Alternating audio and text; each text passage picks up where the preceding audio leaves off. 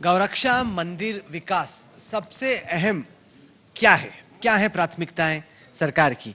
साध्वी जी, आपसे शुरू करते हैं और जानते हैं कि अगर मैं कहूं कि 1, 2, 3 पे आप आंकिए कि प्राथमिकता सबसे अहम इस सरकार की क्या है और क्या होनी चाहिए, आप क्या कहें? देखिए, तीनों विषय अलग अलग हैं।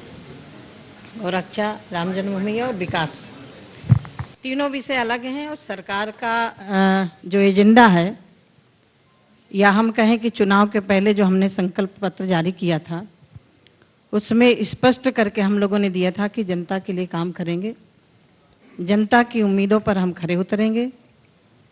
राम जन्मभूमि और गौरक्षा, मुझे लग रहा है कि यह भी एक अहम बिंदु है। राम जन्मभूमि एक आस्था का प्रश्न है, आस्था है। गौरक्षा के लिए शायद आपने माननीय राष्ट्रीय अध्यक्ष जी और माननीय प्रधानमंत्री जी का भी सुना होगा कि गौरक्षा होनी चाहिए, लेकिन गौरक्षा के नाम से किसी के साथ जाति नहीं होनी चाहिए। नहीं तो आपने सवाल का जवाब नहीं दिया। 1, 2, 3 सबसे पहले क्या है? 1, 2, 3 में तीनों मेरे लिए महत्व के हैं। तो तीनों 1 है, 3 1 तो हो नहीं सकते। देखिए, मैं कह सकती हूं कि उत्तर प्रदेश सरकार को जो जनादेश मिला है, जिस तरह से 14 सालों में जनता की उपेक्षा हुई, चाहे किसानों की हो, चाहे सड़कों की हो, चाहे शिक्षा के क्षेत्र में हो, चाहे स्वास्थ्य के क्षेत्र में हो, जनता ने बहुत बड़ी उम्मीद देकर के ऐतिहासिक जनादेश दिया है। तो जनता की उम्मीदों को भी पूरा करना है। प्रदेश के अंदर बहुत काम की आवश्यकता है, क्योंकि मैं जिस मंत्रालय से ताल्लुकात रखती हूं, मैंने बहुत सारे उद्योगपतियों से बात की कि उत्तर प्रदेश आइए, आए मंत्रालय तक, उसके बाद उत्तर प्रदेश आने के लिए तैयार नहीं हुए, बोले वहां कानून व्यवस्था सही नहीं है। अब मैं देख रही हूं जब से सरकार बदली बहुत सारे लोग आ रहे हैं, चाहे कोल्ड चेन के लिए हो, चाहे प्रोसेस मेगा फूड पार्क के लिए हो, बहुत सारे लोग आ रहे हैं। तो मुझे प्रमोद जी, साध्वी जी का कहना है कि तीनों नंबर 1 पे है। क्या आपको लगता है यह संभव है? क्या आपको लगता है कि प्राथमिकताएं सही हैं या गलत है? साध्वी जी कहें तो मान लेना चाहिए, पर मेरे विचार से तीसरा विकास जो है वो नंबर 1 है, ए है। और आपकी पार्टी के लिए, मेरा मतलब साध्वी जी की पार्टी के लिए, सत्ता के पहुंचने के लिए गाय रक्षा, गोरक्षा और मंदिर दोनों साध्य हैं। ये दोनों सीढ़ियां हैं जिससे चढ़कर सत्ता तक जाते हैं। और मेरी नजरों में विकास, खासतौर से उत्तर प्रदेश का जो सबसे ज्यादा बड़ा प्रदेश है, 22 करोड़ का प्रदेश है, उसके लिए विकास ए और ए। नहीं, आपके लिए तो है ही, लेकिन आप तो अभी विपक्ष में हैं। कह रहा हूं कि आपके पर्सपेक्टिव से सरकार का क्या है एजेंडा? क्या आपके हिसाब से वाकई में तीनों को बराबर से सरकार प्राथमिकता दे रही है, आपको लगता है कि जो इनकी प्राथमिकता है वो गलत है? मैंने कहा, फिर राहुल जी क्लियर कर देता हूं, चुनाव के पहले गोरक्षा और मंदिर, जो मैं पिछले 37 साल से उत्तर प्रदेश में 87 से शुरू हुआ था, ये 88, 89 चुनाव के पहले मंदिर मुद्दा उठता है, जोर शोर से उठता है। और फिर उसके बाद चुनाव जब खत्म हो जाता है तो थोड़ा ये तो आप कह रहे हैं कि नॉन सीरियस हैं आप लोग मंदिर को लेके, कि चुनाव से पहले तो आप उठाते हैं? नहीं, बहुत सीरियस है। देखिए, मैंने नॉन सीरियस आपने वर्ड कहा, मैंने नहीं कहा। नहीं, मैंने सवाल पूछा है। मैंने सवाल जो पूछा तो वो बता दूं, नॉन सीरियस नहीं, बहुत सीरियस मुद्दा है। उसी को सीढ़ी बनाकर सत्ता तक पहुंचे तो गाय इनके लिए बहुत सीरियस इशू है और मंदिर भी बहुत सीरियस इशू है। पर वो डेट वाली प्रॉब्लम थी, चुनाव से पहले का इशू है सर। देखिए, मैं तिवारी को बहुत सम्मान करती हूं और मुझे लग रहा है कि विधानसभा के अंदर जितना इनका अनुभव उतना हमारा भी नहीं हो सकता है। लेकिन जो तिवारी जी ने कहा कि राम जन्मभूमि और गोरक्षा सीढ़ी है, शायद तिवारी जी हमारा संकल्प पत्र पढ़ लेते यहाँ आने के पहले, तो हमारा संकल्प पत्र विकास का है। ये राम जन्मभूमि सीढ़ी नहीं हो सकती, रास्ता है। और मैं तिवारी जी से सवाल पूछना चाहती हूं, क्या गोरक्षा नहीं होनी चाहिए? देश के लिए जिसको हमने मां माना है, क्या उसकी रक्षा नहीं होनी चाहिए? जो आराध्य हैं, जहां राम जन्मे हैं, तो क्या तिवारी जी सहमत नहीं होंगे कि राम जन्मभूमि के ऊपर मंदिर नहीं बनना चाहिए? नहीं, ये आपकी बात सही है, लेकिन गाय के नाम पे किसी की हत्या होना, गाय के नाम पे किसी की पिटाई होना, हम लोगों ने अभी आज तक पे चलाया ऑपरेशन गौरक्षा पार्ट 2, जिसमें हमने दिखाया कि किस तरीके से अपने आप को गौरक्षक कहते हैं, लेकिन वो कैमरे पे कबूल कर रहे हैं कि वो पिटाई करते हैं, लोगों की टांगे तोड़ दे, कि खून नहीं निकलना चाहिए, अंदर से इसको तोड़ दो, इसको खत्म कर दो। इस तरह की बातें देखिए गाय के नाम पे हो राहुल रही जी, मैं इस बात से सहमत इसीलिए नहीं हूं कि ये इस मेरे की घटनाएं नहीं होनी चाहिए। गोरक्षा गौशाला मेरे यहाँ भी चल रही है, गोरक्षा गौसेवा करके उसको समाज में रखना चाहिए। मैं इतना मानती हूँ कि सिर्फ गौ को रोक करके किसी की पिटाई करना, ये कानूनन भी नहीं कहता, मानवता भी नहीं कहती। क्यों हो रहा है ऐसा फिर? अब माननीय मोदी जी ने भी कहा, योगी जी ने भी कहा कि ऐसा कोई कर रहा है तो कड़ी कानूनी आप कार्रवाई होनी मानती हैं चाहिए। कि एक ऑर्गेनाइज्ड इंडस्ट्री बन गया है? देखिए, आज नहीं है तो बहुत समय से चल रहा था, लेकिन ऐसा नहीं होना चाहिए। और मैं इतने कह सकती हूँ आप मानती हैं कि गौरक्षा के नाम पे लूटपाट हो रही है? गोरक्षा के नाम से लूटपाट नहीं हो रही है। गोरक्षा के नाम से जो लोग कर रहे हैं उनको हम, उनके बात पर हम सहमत नहीं हैं। गौरक्षा मैं भी कर रही हूँ, गौरक्षा आंदोलन से मैं भी जुड़ी रही हूँ, मेरे यहाँ भी गौशाला है। आपको लगता है प्रमोद जी सीरियस है सरकार कि गौरक्षा के नाम पे लूटपाट ना हो या मारपिटाई ना हो, उसको रोकने के लिए? या आपको इतनी सारी घटनाएं देख के लग रहा है कि शायद सीरियस नहीं है? क्योंकि अगर सीरियस होते तो लोग कर नहीं पाते इस तरीके से। देखिए, मैंने एक सवाल उठाया था पार्लियामेंट में। जयपुर में सबसे बड़ी गौशाला है, राजस्थान की नहीं, उत्तर भारत की। उसमें 3000 गायें इसलिए मर गई कि टेंडर नहीं हो पाया उनको खाने के चारे का। वहां के मेयर भी इत्तेफाक से सत्तारूढ़ दल की, सरकार भी भाजपा की, केंद्र में भी सरकार भाजपा की। तो गोरक्षा हिंगोनिया की बात कर रहे जी, मैं हिंगोनिया की बात कर रहा हूँ। हिंगोनिया पे हम लोगों ने बहुत बड़ी तहकीकात जी हाँ, दिखाई जी थी हाँ, जी हाँ, साथी जी, मैं हिंगोनिया की मैंने उठाया तो जिसमें हमने दिखाया कि किस तरीके से वहां पे कीचड़, हजारों गाय हैं, दलदल। उनका ख्याल रखने के लिए कोई नहीं। था।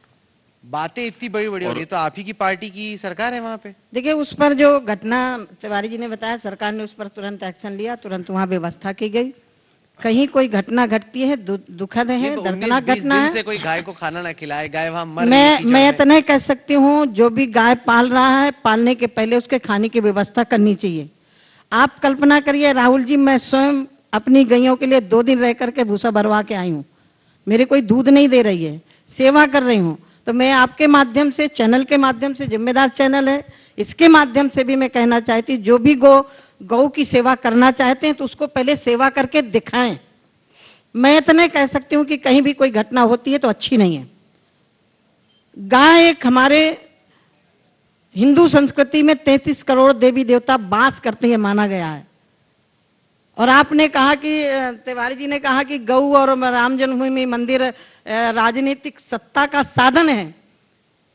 मैं आदरणीय प्रमोद जी से कहना चाहती हूं, ये साधन नहीं है, साधन तो राम ही है। अंत में राम को ही शरण में सबको जाना पड़ता है। राम कभी साधन नहीं हो सकते, गौ कभी साधन नहीं हो सकती, वो आस्था है और आस्था को कभी साधन नहीं बनाया जा सकता। आपने हमारी रिपोर्ट देखी होगी, अभी उत्तर प्रदेश से हम लोगों ने रिपोर्ट दिखाई कि किस तरीके से गाय के लिए तो एम्बुलेंस बन गई, लेकिन उत्तर प्रदेश में ही एक शख्स थे जिनको एम्बुलेंस नहीं मिली, जिनको जब उनके पिता को अस्पताल लेके गए तो अस्पताल में जगह नहीं मिली।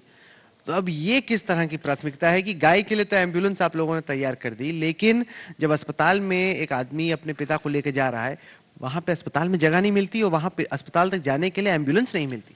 राहुल जी, अस्पतालों की यदि आप चर्चा करेंगे तो ये 1.5 महीने के अस्पतालों की दुर्दशा की जिम्मेदारी भारतीय जनता पार्टी की सरकार नहीं है। शायद अस्पतालों के लिए चिंता की गई होती आजादी के बाद से, तो आज ना कोई बीमारी से मरता स्वाभाविक जाता, लेकिन दवा के अभाव में, इलाज के अभाव में जो व्यक्ति खत्म हो रहा है।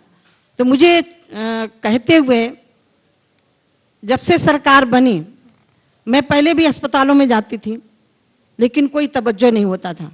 आज कम से कम किसी अस्पताल में जाके खड़े हो जाओ या डॉक्टर वहां दिखाई पड़ता है। पहले तो डॉक्टर ही नहीं दिखता था, कंपाउंडर के भरोसे अस्पताल चलते थे। तो मैं ये कहूं कि 1.5 महीने के शासनकाल में अस्पतालों की दुर्दशा हुई है या पहले हुई है, उसके पीछे भी जाना पड़ेगा। नहीं तो आप कह रही हैं कि अभी राम राज्य 1.5 महीने में नहीं आ सकता, तो कितना वक्त लगेगा राम राज्य? देखिए, रामराज की बात दोनों आप मत करिए। मैं यहाँ आप अस्पताल की चर्चा छेड़ी आपने, तो अस्पताल की मैं दशा बता रही हूँ कि अस्पताल की दुर्दशा क्या थी। नहीं, मैं राम राज्य का जिक्र कर रहा हूं कि सब कुछ एकदम अनुकूल हो, अच्छे से हो, जैसे राम राज्य के वक्त पे था, वैसे ही चाहती है ना कि राम राज्य हो जाए? देखिए, राम राज का था कि को किसी से द्वेष ना करे, बैर ना करे, वो राम राज है। अब तो संभव नहीं देखिए, है। मैं इतना कह सकती हूँ, राम एक दृष्टि है, राम एक दर्शन है। रमन्ते अस्मिन् इति रामः, जो सब में रमा हुआ है।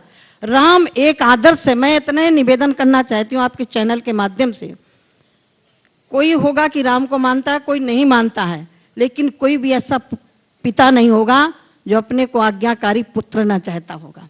कोई ऐसी पत्नी नहीं होती होगी जो अपने को अच्छा पति ना चाहती होगी। कोई ऐसी मां नहीं होगी जो अपने पुत्र को अच्छा नहीं चाहती होगी। तो भगवान ना माने तो कम से कम एक आदर्श पुत्र तो मान करके उनके लिए पहल करें। प्रमोद जी, आप बताइए, आपने कहा कि नॉन सीरियस है राम मंदिर को लेके, लेकिन गौ रक्षा पे तो काफी फोकस हुआ। उनका कहना है कि आप लोगों की सरकार जब थी, यूपीए की जब सरकार थी, तब इसको प्रायोरिटी नहीं माना गया। इसमें धर्म, विश्वास, आस्था जुड़ी हुई है करोड़ों लोगों की, और जिस तरीके से प्राथमिकता दी जानी चाहिए थी गौ रक्षा को, आप लोगों ने नहीं दी। देखिए, मैं एक बात कहूं, गो रक्षा को सिर्फ आप आस्था और धर्म के साथ ही ना जोड़े, बल्कि भारत के कृषि के साथ भी जोड़ें, भारत के विकास के साथ भी जोड़ें, और अरबों लोगों की भावनाओं के साथ भी जोड़ें। अरब मैं सोच समझ के कह रहा हूं। एक जब तक व्यवस्था नहीं होगी, गाय जब दूध देना बंद करती है तो वही लोग जो गाय एसेट के तौर पर रखते हैं, वो उनके लिए लायबिलिटी हो जाती है। तो उस दौर के बारे में सोचिए कि जब गाय दूध ना दे, उस समय उस गाय को कैसे जीवन मिले। क्या इसी तरह हिगोनिया की तरह? नहीं, उसके लिए एक प्रबंध करना पड़ेगा कि दूध देना जब गाय बंद करे तो उसके जीवन काल के बीच में उसकी कैसी रक्षा हो। पर ये बहुत बड़ी प्रॉब्लम आप बता रहे हैं, क्योंकि ज्यादातर लोग जो वैसे गाय रक्षा की बात करते हैं, जब वो गाय दूध देना बंद कर देती है तो कैटल ट्रेडर्स को वही लोग बेचते हैं। कुछ मतलब ऐसा नहीं कि सब लोग ऐसा करते हैं, लेकिन कुछ लोग ऐसा करते हैं। किसान के लिए भी बहुत बड़ा बोझ बन जाता है। दूसरी भी एक प्रॉब्लम आ गई, क्योंकि एक आंकलन इंडिया टुडे ने चलाया जिसमें था कि 60 रुपए कम से कम हर गाय पे हर रोज के खाने का लगता है। तो कई किसानों ने कहा कि हमारे पास अपने परिवार को देने के लिए 60 रुपए नहीं है खाना, हम गाय को कैसे दें? दूसरी प्रॉब्लम इसमें एक और मैं बता दूं, जो अब गांव में शुरू हुई है। साध्वी जी मेरी बात से सहमत होंगी। पहले जो गाय का बछड़ा होता था वो किसान के परिवार में एसेट होता था, क्योंकि खेती के लिए बैल की जोड़ी जो होती थी वही खेती करती थी। अब नहीं हो रहा है, ट्रैक्टर आ गए, दूसरी चीजें आ गई। तो बैल जो जिनको आप कह सकते हो बछड़ा जो है, अब लोग कर क्या रहे हैं, वो जैसे ही पैदा होता है कुछ दिन बाद लोग उसे छोड़ देते हैं। जब वो जाता है साण के रूप में, तो उसका कोई डिसिप्लिन तो है नहीं, उसको जहां हरियाली दिखी, खेत दिखा, उसी को खाने लगता है। तो उनके साथ इसी से जुड़ा हुआ नीलगाय का भी मुद्दा है, जो जबरदस्ती बना दिया गया। नीलगाय मेरे हिसाब से एक ऐसी स्पीसीज है जो ज्यादा बकरी से मिलती जुलती है, मेरे ख्याल से घोड़े से बकरी से उसके खुर जो है मिलते जुलते हैं, लेकिन एक बड़ा भारी मुद्दा है आज देहातों में। तो मैं आपसे कहना चाहता हूं कि इस पर अगर गंभीरता से विचार करें तो इसे अर्थ से जोड़ना होगा, इकोनॉमिक से जोड़ना होगा, समझना होगा। गाय को, बछड़े को, उसका एक प्रबंध करना होगा कि कैसे हम उसे आर्थिक रूप से लोग बताइए इसका समाधान क्या है साध्वी जी? प्रमोद जी की बात से मैं इसीलिए सहमत हूं, ये बात मैं खुद बोलती हूं। हमें बचपन की याद है कि बचपन में जिसके घर में बछड़ा हो जाता था खुशियां मनाई जाती थी। क्यों? क्योंकि वो खेत जोतने के काम आएगा। ये बात से मैं बिल्कुल सहमत हूं, और ये बात सच है कि गाय जब तक व्यक्ति के जनमानस में नहीं बैठेगी कि हम इसकी रक्षा करेंगे। पहले गोबर की भी जरूरत होती थी, खाद नहीं होती थी, गोबर की जरूरत बची नहीं, खेत जोतने की आवश्यकता रही नहीं, तो आदमी के अंदर जो एक अर्थ से जुड़ा हुआ था वो खत्म हो रहा है। तो मुझे लग रहा है कि जिस तरह से मैंने देखा है मणिपुर वगैरह में, वहां खाद नहीं पड़ती, जैविक खाद का उपयोग करते हैं। तो मुझे लग रहा है कि इसमें किसानों को प्रशिक्षण और ट्रेनिंग देने की आवश्यकता है कि जो जानवर दूध नहीं देता, काम का नहीं है, वो उससे ज्यादा हमें दे रहा है। यदि वो खाने के बाद हमें 10 किलो खाद दे रहा है, तो मुझे लग रहा है कि वो बहुत उपयोगी है। और मैं कह सकती हूँ कि पशु कभी अनुपयोगी होता नहीं है। वो जब तक जिएगा तब तक उसका उपयोग है, आस्था भी है और आप उपयोग कह भी रही है। हैं, लेकिन हकीकत ये है, कई लोग इस राय से इत्तेफाक नहीं रखते। उनके हिसाब से गाय अगर वो दूध नहीं देती तो वो बोझ बन जाती है। और कई लोग ये भी मानते हैं कि अगर गाय ना हो या बच्चा हो तो फिर तो बैलों से कोई फायदा नहीं है। कि क्या करेंगे, क्योंकि अब तो ज्यादातर लोगों का ट्रैक्टर्स है। मैं एक चीज बताऊं आपको, गोबर का आज भी इस्तेमाल हो सकता है। गोबर गैस प्लांट बहुत एक अतिरिक्त ऊर्जा स्रोत के रूप में अगर उसका इस्तेमाल किया जाए वैकल्पिक ऊर्जा के रूप में, तो मैं प्रैक्टिकल जिंदगी की बात कर रहा हूं, ना बिजली पे उतना भरोसा करना पड़ेगा। सोलर एनर्जी के साथ गोबर गैस प्लांट घर के गैस का चूल्हा भी जला सकता है और रोशनी भी दे सकता है। ये मैं देहात का अनुभव अपना बता रहा हूं। पर एक चीज देखिए, मुझे तकलीफ जिस बात की है, मेरी भी आस्था है गाय की हत्या बंद होनी चाहिए, मैं बिल्कुल सहमत हूं और मानता हूं इस बात को। लेकिन गाय के नाम पर जो हत्याएं हो रही हैं वो चिंता का विषय है। और ये चिंता मेरी नहीं, अगर भारत के प्रधानमंत्री ने भी कहा है कि ये जो फर्जी गोरक्षक हैं और ये रात में क्या करते हैं मैं बताऊं, ये मेरे शब्द नहीं है, ये नरेंद्र मोदी जी के शब्द हैं, प्रधानमंत्री जी के शब्द हैं। तो ये जो भय और आतंक से समाज को बिखेरा जा रहा है, ये तो सरकार रोक सकती है। आपके हिसाब से नहीं रोक रही, बढ़ावा दिया जा रहा है, बढ़ावा दे रहे हैं। उसको बढ़ावा दिया जा रहा है। ये तो कह रही थी कि नहीं, हमें नहीं चाहते कि उसके नाम पे मैं बता रहा हूं आपको, पैरेलल इंडस्ट्री चल के पैसे की वसूली हो रही है। मैं बचपन से जानता हूं, मेरे बहुत से साथी इत्तेफाक करेंगे कि आज भी गाय या जानवर जो बिकते हैं गांव के मेलों में बिकते हैं। छोटे छोटे मेले साल में एक बार लगते हैं, 2 बार लगते हैं, या साप्ताहिक बाजारें लगती हैं, उनमें बिकते हैं। और घोसी जात ज्यादातर यही लाती थी गाय। मैं अपने उत्तर प्रदेश की बात कर रहा हूं, पूर्वी उत्तर प्रदेश के, या यादव लोग लाते थे। आज घोसी ज्यादातर मुस्लिम जो है उसमें वो छोड़ के धंधा हट गए हैं डर के मारे कि आप 4 गाय लेके 10 गाय लेके किसी मेले के लिए जाएं और रास्ते में कहां गाय तो कहां जाएगी नहीं मालूम, लेकिन वो जिंदा नहीं बचेंगे। तो इसके नाम पे जो ये गुंडागर्दी और भय का वातावरण है, उससे मेरे ख्याल से गुंडागर्दी और बढ़ावा, केंद्रीय मंत्री होने के नाते गुंडागर्दी और भय को इनकी भी बढ़ावा चिंता दे रही। होगी, ये भी सहमत होंगी मेरी बात से कि इस वातावरण को तो हम लोग मिलकर रोक सकते हैं। अब जैसे आपने सवाल पूछा, जवाब दीजिए। मैं उससे एक और जोड़ दूं, जैसे वो घटना अभी हुई है, आपके राजस्थान की ही वो घटना है जो हरियाणा का मारा गया मालूम है। गाय कभी वो नहीं कटती जिसके नीचे बच्चा होता है, वो दुधारू गाय कहलाती है।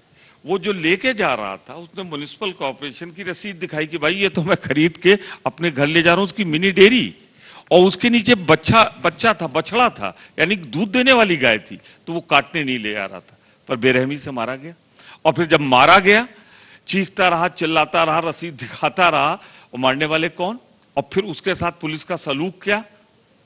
तो ये चीजें क्या बढ़ावा नहीं देती? जवाब दीजिए। छोड़िए पार्टी पॉलिटिक्स में नहीं आता किसकी सरकार है क्या नहीं सरकार है, ये जो भय आतंक का वातावरण है ये समाज को तोड़ रहा है और मैं समझता हूं अच्छा नहीं है।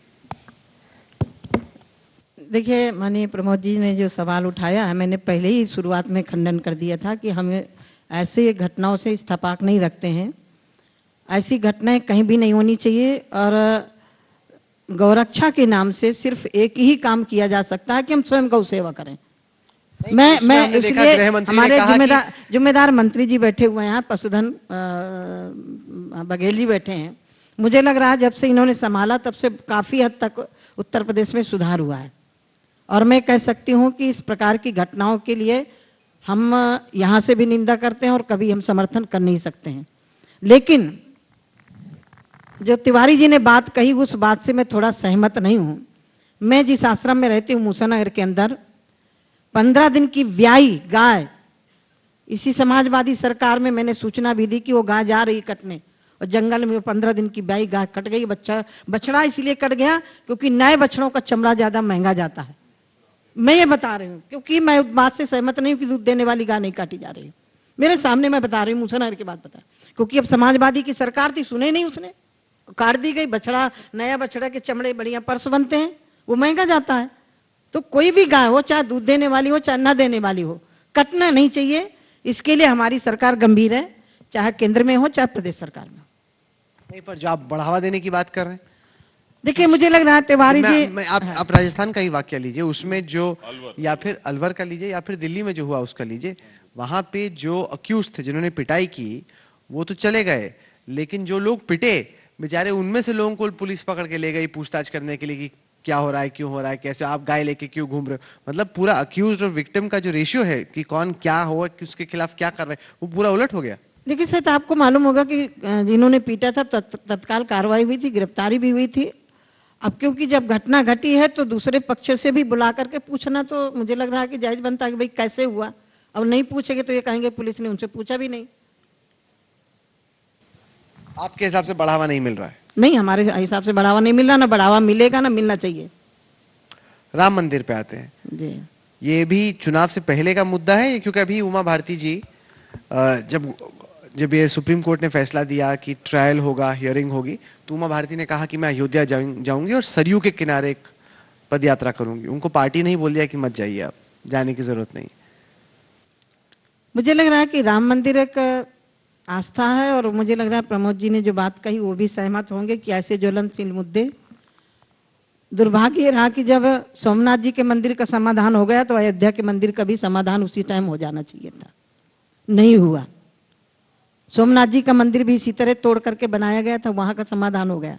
तो जितने भी इस प्रकार के जहां विवादित तो हो गया था वहां उसको समाधान हो जाना चाहिए था, और मुझे लग रहा है कि उस समय हो जाता तो आज जो माहौल इतना खराब हो रहा नहीं होता। तो ये सरकार की जिम्मेदारी थी, कांग्रेस की तो हो जिम्मेदारी। गया, मैं आज पूछ रहा हूँ। तो हम लोग कोर्ट में केस चल रहा है और मैं क्योंकि पद में हूं तो मैं इस विषय पर नहीं बोल सकती, लेकिन मुझे विश्वास है कि राम मंदिर बनेगा। अगले चुनाव से पहले या अगले चुनाव में भी आप वादा करेंगे कि बनाएंगे? हम वादा नहीं कर रहे हैं, आस्था कभी वादा नहीं की जा सकती। जो वादा किया वो काम कर रहे हैं, किसानों का कर्जा माफ किया और जो काम है वो काम कर रहे हैं। वादा जो हमने किया संकल्प पत्र में तो है। संकल्प पत्र में राष्ट्रीय अध्यक्ष जी ने सीधे कहा है कि कानून के दायरे पर या फिर समझौता करके। पर समझौता तो सुप्रीम कोर्ट भी चाह रही है कि हो जाए, लेकिन कुछ हो नहीं रहा है। देखिए ऐसा कोई काम नहीं होता जो ना हो जाए, तो हम क्यों नहीं लगाते हैं, हम आशावादी हैं। अच्छा, आप साध्वी हैं, इस वक्त एक योगी जी सरकार चला रहे हैं। सवाल जो लोग कई पूछते हैं वो ये कि जो साधु होता है, साध्वी होती है, वो गवर्नेंस को, एडमिनिस्ट्रेशन को, मतलब जो एकदम सरकार चलाने की चीजें होती है, उनको कितना अच्छे से कर पाते हैं, समझ पाते हैं? अच्छा, आप 1.5 महीने से योगी जी को देख रहे हैं, सबको पता चल गया कि योगी एक योगी होकर के कैसे राजनीति समाज में काम कर सकता है। आप देख रहे हैं 1.5 महीने से वही अधिकारी जो काम करने के लिए तैयार नहीं थे, वही थाना अध्यक्ष किसी को गिरफ्तार करने के लिए तैयार नहीं था, आज वही सब काम कर रहे हैं। तो ये आप अनुभव करिए कि 1.5 महीने में कितना काम आप किया। मानेंगे कि योगी जी ने 1.5 महीने में, जो उनके क्रिटिक्स थे जो कि बोलते थे कि योगी सीएम नहीं बन सकते, अच्छे सीएम नहीं बन सकते, उनको ये सिद्ध करके दिखाया है कि वो काम कर सकते हैं? देखिए, मैं एक चीज बताऊं आपको, पहली सरकार नहीं है, मैंने 12-13 सरकारें देखी हैं सदन के अंदर बैठ के। जब नई सरकार आती है तो बिल्कुल उसका जोश, जुनून, भाषा एक रहती है, कुछ दिन बाद थोड़ा सा, फिर उसके बाद जब वायदे और रिसोर्सेस के बीच में गैप होता है तो फिर कुछ और होता है, और जब जाने लगती है, जो आता है वो जाता है, जाने लगती है तो फिर रिग्रेट रह जाता है, और फिर उसके बाद जो सरकार आती है फिर वैसे शुरू करती जहां से पहले वाली जो गई है वो शुरू। कितने दिन चलेगा इनका जोश? देखिए, मेरी शुभकामनाएं चले और जो कह रहे हैं पूरा करें। मुझे सबसे ज्यादा उत्तर प्रदेश के बारे में जितना मैं जानता हूं एक चिंता है, मुझे चिंता ये है जब तक यहां पर रिसोर्सेज नहीं डेवलप होंगे, जब तक यहां पर आप पूंजी निवेश नहीं कराएंगे, इन्वेस्टमेंट नहीं कराएंगे, जब तक आप यहां पे सेल्फ सफिशिएंट, इसको पावर के क्षेत्र में, यहां के लैंड ऑर्डर को ऐसा नहीं करेंगे कि कोई पैसा अपना लगाए तो ये समझे कि सुरक्षित रहेगा, जब तक उसे ये नहीं मालूम होगा कि यहां पे बहुत लेबर अनरेस्ट नहीं होगा। आप जानते हैं, मैं राज्य का नाम नहीं लेना चाहता, बहुत विकसित राज्य इसलिए बर्बाद हो गया। तो मैं आपसे सिर्फ एक बात कहना चाहता हूं, मेरी शुभकामना इस बात की होगी कि यहां एक ऐसा वातावरण बनाया जाए, माफ कीजिएगा, जिसका जिक्र हम लोग पहले कर रहे थे, अगर यही विषय रहे तो वो वातावरण उत्तर प्रदेश में नहीं अच्छा, बनेगा। मुझे ये बताइए कि आपकी साथी होती थी कई दशक तक रीता बहुगुणा जोशी जी, हाँ, वो चली गई बीजेपी में, मिनिस्टर बन गई, कहीं ना कहीं उनको देख के आपको लगा यार मैं भी चले जाता तो मैं भी, हाँ? कम से कम उनको देख के तो नहीं लगता। अच्छा, उनको देख के नहीं लगता, लेकिन वैसे लगता है। देखिए, ये मौका मेरे पास आया था हाँ। 1993 में, जब 180 भाजपा थी और 180 के पास सापा बसपा जो बहुत दूर हैं एक साथ थे, और मेरे पास 38 थे। और मेरे लिए ये कहा गया था, और कोई नहीं, आज भी उसमें से 2 लोग तो जिंदा हैं, कि आप 2 साल के लिए चीफ मिनिस्टर बन जाइए और उसके बाद 3 साल के लिए छोड़ दीजिए। तब मैंने इनकार किया था, और अगर आज ये ऑफर आए, अब तो आएगा नहीं 325 पे आए, तब भी मैं बहुत विनम्रता से अपनी शुभकामनाएं देता हुआ इनकार कर दूंगा, क्योंकि पद जिनके जिंदगी में महत्वपूर्ण होते होंगे। अब मैं 38 साल हो गए मुझे सदन का सदस्य बने, ऐसे बहुत से मौके आए हैं, अब तब नहीं किया तो अब क्या करेंगे? तो वो छोड़िए। अब कुछ लोग आदतन, देखिए मेरे आदतन वर्ड पे जरा सा राहुल जी ध्यान दीजिएगा, कुछ लोग आदतन दल बदलते हैं, तो जो आदतन दल बदलते हैं उनके बारे में मुझे कुछ नहीं कहना। मैंने नाम किसी का नहीं, क्योंकि आप जिस तरीके से साध्वी जी पे सवाल भी खड़े कर रहे हैं, बीजेपी इतने नरम तरीके से आप कर रहे हैं कि विपक्ष का लग नहीं रहा, मतलब ऐसा लग रहा है कि ऐसा कुछ ना बोलो राहुल जी, 6 महीने राहुल जी, असल में आदरणीय प्रमोद जी को अब मुद्दे नहीं ढूंढे मिल रहे ना, और वैसे मुझे प्यार करते हैं। देखिए, एक बात सुनिए, वो मुझे स्नेह करते हैं क्योंकि मैंने बहुत सीखा इनसे विधानसभा में, अनुभवी हैं, अनुभवी नेता हैं, और मैं कह सकती हूँ कि नए विधायक को इनको सीखना चाहिए कि कैसे सदन में क्वेश्चन उठाना, कैसे काम करना। लेकिन क्योंकि अभी 1.5 महीने सरकार को, 1.5 महीने में काम इतना सरकार कर रही है, तो यहाँ किसी को मुद्दे नहीं ढूंढे मिल रहे। ठीक बात है, बिल्कुल। साध्वी जी के बारे में मैं कहूं, जब ये पहली बार विधानसभा में जीत के आई, मेरे मन में तब से इनके लिए स्नेह आदर दोनों है। मंत्री बन के गई, अलग से हम लोग मिले, बात हुई, मेरी मित्र हैं, इसमें कोई दो राय पर कहीं ऐसा तो नहीं कि आपके जहन में या बाकी कांग्रेसियों के भी जहन में कुछ ऐसा कुछ ना बोल दो, तो कांग्रेस ही नहीं बचेगी, अगर बीजेपी कांग्रेस ही नहीं बचेगी राहुल जी, कांग्रेस ही नहीं बचेगी। देखिए, अगर कांग्रेसी होगा, ओरिजिनल होगा, तो उसके मन में कभी नहीं आएगा। वो अगर कांग्रेस में इसलिए आया होगा, वो कांग्रेस में इसलिए आया होगा कि कांग्रेस की केंद्र में सत्ता थी या केंद्र में सत्ता में आने वाली थी, तो उसको छोड़ दीजिए। पर जिसके खून में कांग्रेस होगी, जिसके विचार में कांग्रेस होगी, या जिसके विचार में, सुनिए, जिसके विचार में भाजपा है, रही होगी, तो साध्वी जी से मैं कहूं कि मान लीजिए कल केंद्र में हमारी सरकार बन जाए तो आप आना चाहेंगे? मैं जानता हूं नहीं आएंगी, क्योंकि इनका जीवन उसी में अर्पित हुआ है। तो अब इनके गिरवे कपड़े में जीवन अर्पित हुआ, मेरा सफेद कपड़े में अर्पित हुआ है, तो हम दोनों अपनी अपनी राह पे चलेंगे।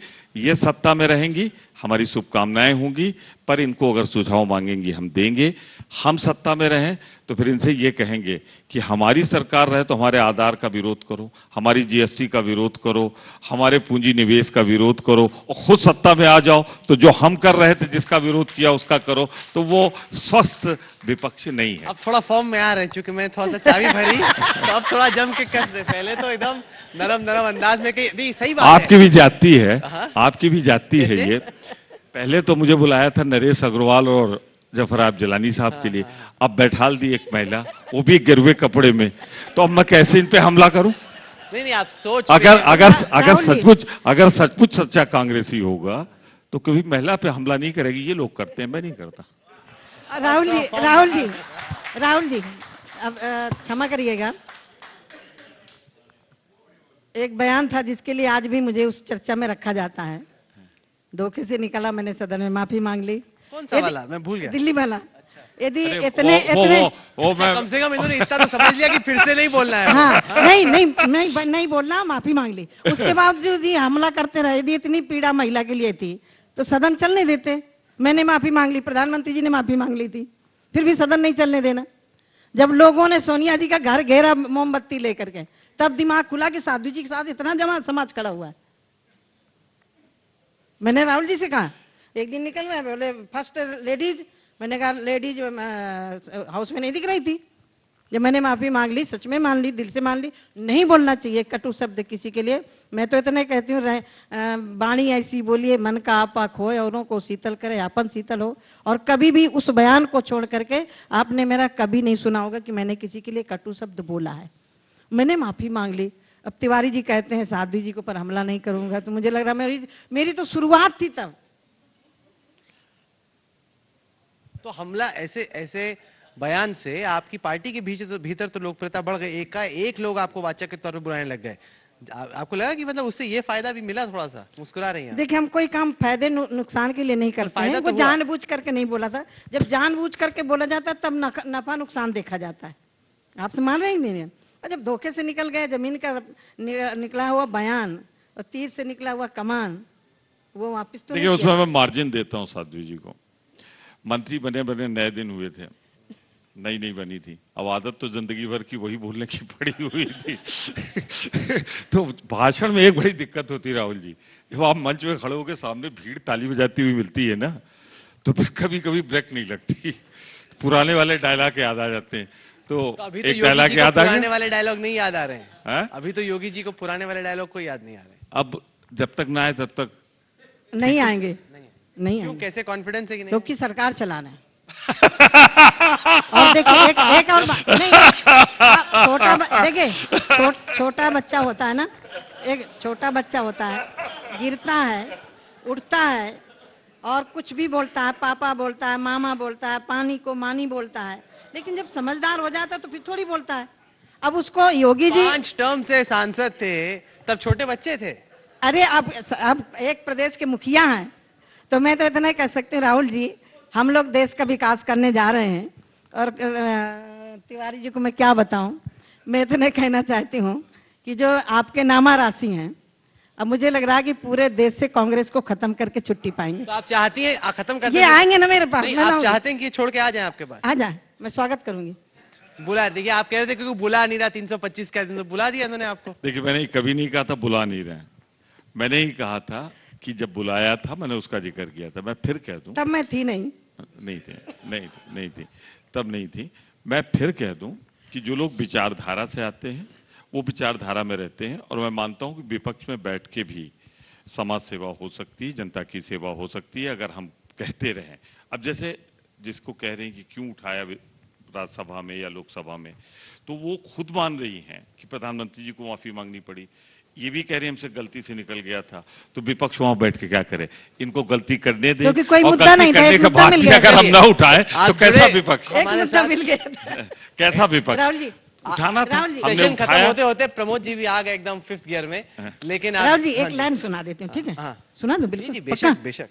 क्योंकि मैं भाई से ज्यादा सम्मान करती हूँ, तो वो भजन सुना देती हूँ, क्योंकि जिसके नाते मैं चुनाव भी जीती हूँ। मैं चुनाव में एक भजन गाती थी, लोग कहते तो भजन गाती घूम रही, जीतेगी नहीं। मैंने कहा जिस दिन वोट पड़ेंगे ना, टेढ़ी टांग वाला आ गया, सबकी अंगुली में बैठ जाएगा, बटन दबेगी। तो वो भजन मेरा आज भी फेमस है, मैं पूरे क्षेत्र में बोलती हूँ, तो वही भजन सुनाई देती हूँ। और राहुल जी, आपके बीच में आई हूँ तो मुझे आपके साथ रिश्ता तो जोड़ना ही है।